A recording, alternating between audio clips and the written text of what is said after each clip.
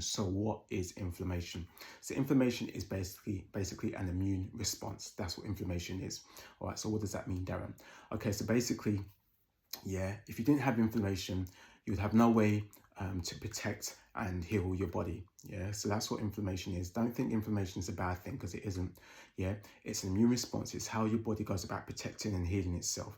Okay, where inflammation does become a bit more problematic, it's when it's continuous inflammation that's happening and being triggered in the body. So when your immune system is constantly being triggered, all right, and inflammation is constantly being activated on a consistent basis, yeah, that's when it becomes problematic. That's when it can start like having effects and negative impact and damage on tissues, all right, within your body, on the cells.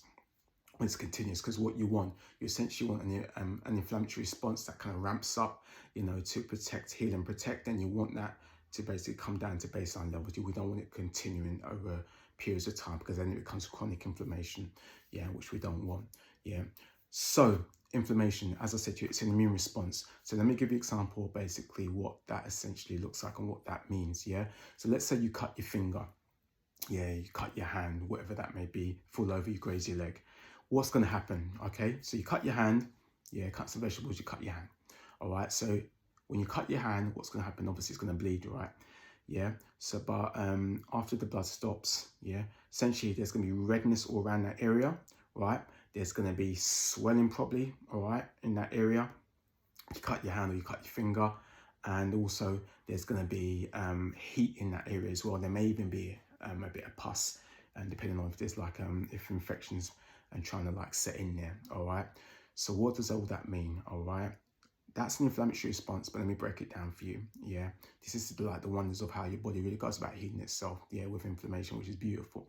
Okay, so the redness, what does that mean, Harris? All right, so that basically, the redness is when your blood vessels widen and they allow more blood flow to that inflammatory site, yeah, to the place where the tissue has been damaged. Yeah, the reasons why the blood vessels widen and allows more blood to flow to that area, because with that flowing of blood, yeah, there comes with it immune cells, there comes with it clotting substances, there comes with it as well proteins, there comes with it, nutrients, all right, as well. So that's why the blood vessels widen, to allow more blood flow, that allow more of these immune cells to come from the blood, proteins, clotting substances to come from the blood to the tissue area. Yeah, so that's the reason why there's redness in that area.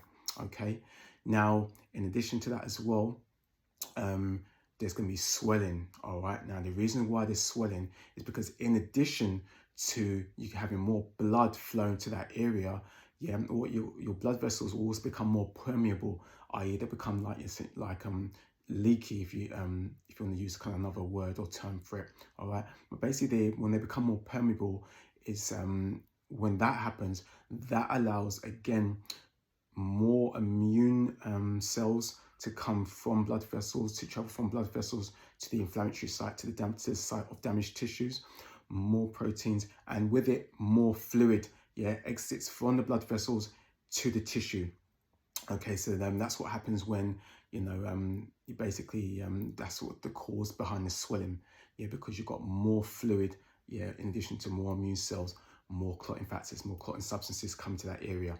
Yeah, so that's why you get more swelling, because obviously that and more fluids coming from the blood vessels to that area. So obviously in that area, what you then get with the increased blood flow as well, you get an accumulation of fluid in that tissue, in that localized site, or where there's damage going on. Yeah, and all that's basically to ensure the body can fight off infections and heal itself. All right, and obviously because you've got all those things going on there in that localized area, in that tissue, all the fluids, all the bloods, yeah, there's going to be swelling. That's what causes the swelling. And also what attracts the fluids as well from the blood vessels to that to the damaged tissue is the proteins as well that come, that are basically going to that site as well. We call it osmosis. Yeah, a very quick way to describe that is when you eat peanuts, right? Yeah, you get thirsty. That's the reason why when you go to a bar, getting off a bit of a tangent, but basically when you go to a bar, that's why they always leave peanuts at the bar, because they know when you eat the peanuts, you're gonna get more thirsty. What happens when you get more thirsty? Yeah, basically you're gonna drink more. So what happens in the body likes balance. So when your body has more salt, yeah, in the body, and when your body has like salt or any substance that has, when there's more of a substance that's floating around the body, what your body likes to do, it likes to balance it out with fluids. Okay, so that's essentially what's happening. If you put like if you put an apple or something in salt water, you'll find it like gets shriveled out, you know, because all the fluid comes out of the apple, yeah, and wants to basically go to the salt, yeah, to the salt water. So there's always trying to be balanced, yeah. The body's like always trying to balance. So if there's too much of a substance, yeah, then the body's going to bring more fluid to balance that out. So that's essentially what's happening. Yeah, so when you're getting those lots of proteins to that area, that's also going to attract more fluid to that area as well, what we call osmosis. Yeah, don't get caught up on the word, but basically that's what's happening as well. All right, so we've got the redness. That's what's causing the redness. Is the blood vessels widening. We've got the swelling, which again is caused by extra blood and also increased fluids and other immune cells going to that area. And then we get the heat. What's causing the heat, Harris? All right, what's causing the heat is because there's more blood flowing to that area. So with more blood flowing to that area where there's damage, okay, where your body's like protecting and healing itself, yeah, to the damaged tissue, more blood flowing to that area, and then obviously with more blood, it brings more a rise in temperature. There's more like heat going to be brought to that area. Now, the reason why there's also heat in that area as well, in addition to the more blood flowing to that area, is because your body will also increase the temperature as well. The reason why your body is also increasing the temperature is to help fight off infection. All right, to help fight off any potential bacterial viruses that may be looking to grow and multiply. So it raises the temperature to slow down the growth, to slow down the migration, to slow down the spread of viruses and bacteria. So it's your body's strategy. So what it do, it turns up the heat. There's more heat. Yeah, that slows down the growth and the spread of infection. And then what will then your immune cells will do, while they're being kind of like stunned and slowed in their growth, your immune cells will then come in there and basically fight off and eliminate, you know, any potential pathogens, i.e. bacterial viruses. All right, so that's why you get the heat, yeah. And the reason why you may sometimes get some pus coming out of there, that's actually your dead immune cells.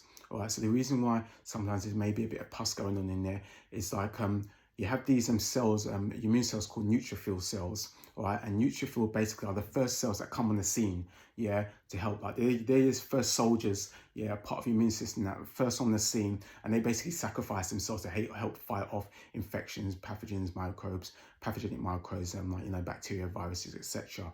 So those white blood cells, those that pus is actually white blood cells, which are called neutrophils. They're actually dead white blood cells who have sacrificed themselves, you know, basically gone to war, the frontline soldiers, to try and basically fight off these any potential pathogenic microbes. All right.